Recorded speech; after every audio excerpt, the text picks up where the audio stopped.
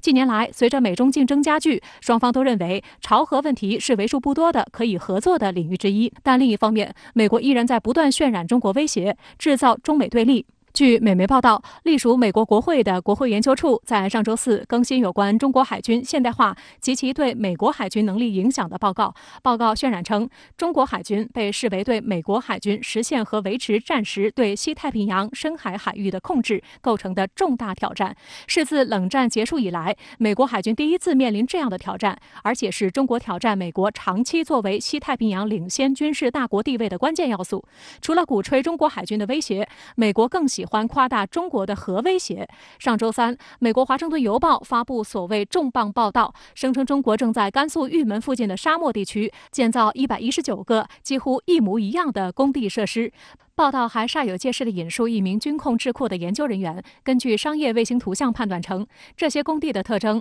与中国现有弹道导弹发射设施相似，这证明中国正在当地建设119个洲际弹道导弹发射井。而如果算上中国其他地区类似的设施，中国正在建造多达145个核导弹发射井。报道一出，美国各大媒体纷纷跟进炒作。美国国务院发言人普莱斯也妄称，这些报告和其他事态发展表明，中国的核武库将增长得更快，这种增长令人担忧。然而，美媒这波炒作很快就遭到了质疑。在华盛顿邮报报道时所使用的商业卫星图像上，有人发现图像右侧赫然打着甘肃玉门风力发电厂的英文文字水印。由美国网民根据华盛顿邮报提供图像上的经纬度坐标，在地图软件上搜索，结果显示文中所指的地点就是风力发电厂。有人放大这一地点的卫星图片后，一排排风力发电塔和地上的阴影清晰可见。那么在这样的一个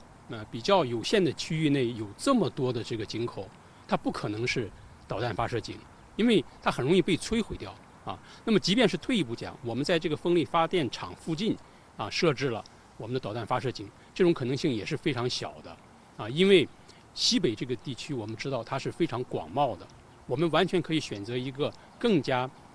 偏远人员更加稀少的这样一个区域来布放我们的这个发射井啊，因为这样的话它的保密性和安全性会更高一些啊。所以综合来看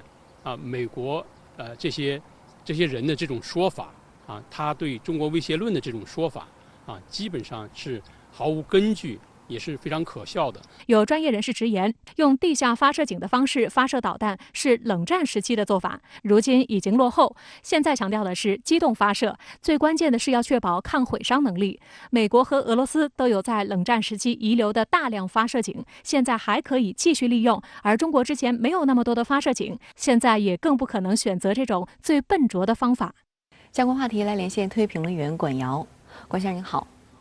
美媒又闹了个大乌龙，甘肃玉门的风力发电厂竟被炒作成子虚乌有的100多个导弹发射井，甚至美国国务院发言人也危言耸听，担忧中国核武库。您对此有何观察？那么现在复盘所谓的发射井假消息这个传播链条那就是一串不长脑子的棒槌链。那么加州智库米德尔伯里国际研究所核不扩散研究中心东亚核不扩散项目主任叫杰弗里·刘易斯，他呢当然是一个超级的棒槌。他在接受《华盛顿邮报》采访时，拿着卫星照片信口开河，拿中国的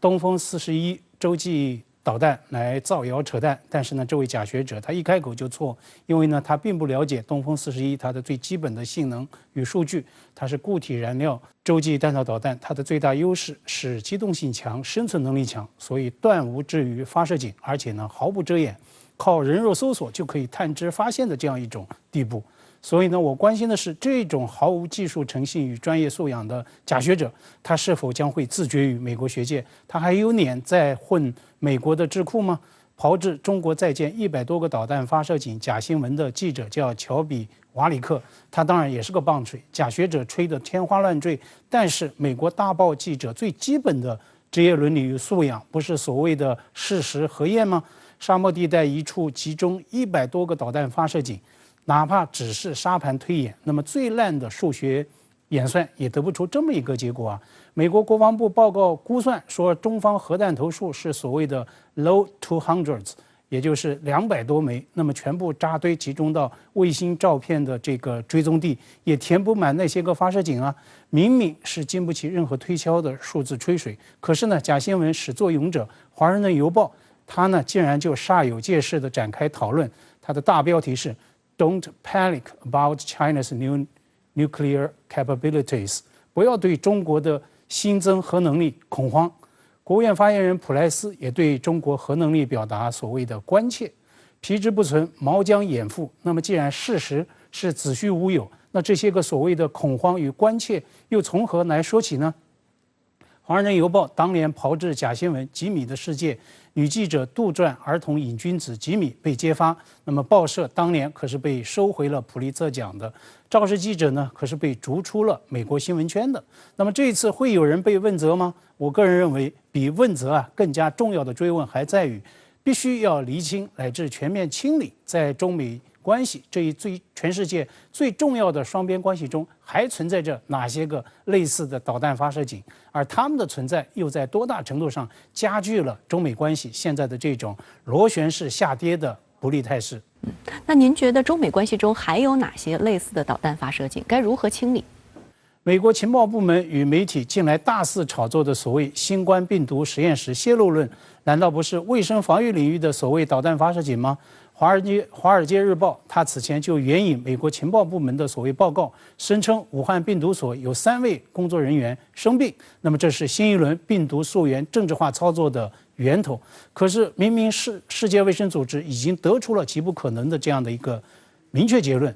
明明曾经在武汉病毒所工作的澳大利亚科学工作者已经仗义直言，以个人亲历观察做出了否定的回答。但是呢，美方就是有些个人、有些个机构、有些个政党，基于自利的动机，基于政治的盘算，来执意推进溯源炒作。难怪有蝙蝠女侠之称的病毒科学家石正丽，她以极大的勇气接受《纽约时报》采访时，会愤而抗议：为什么世界会变成这样？她不是明确要求《纽约时报》提供那3位生病人员的名单吗？好让他做后续调查。但是美报能拿得出这份名单吗？美国情报机构能够拿得出这个份名单吗？署名叫 Pogus 的网友，他在《华盛顿邮报》导弹发射井造谣文章之后跟帖评论说，美国情报部门难道真不了解这些到底是导弹发射井还是其他装置吗？美国可不能重演当年那一幕，把苏丹一家阿司匹林工厂当作化武工厂来轰炸空袭。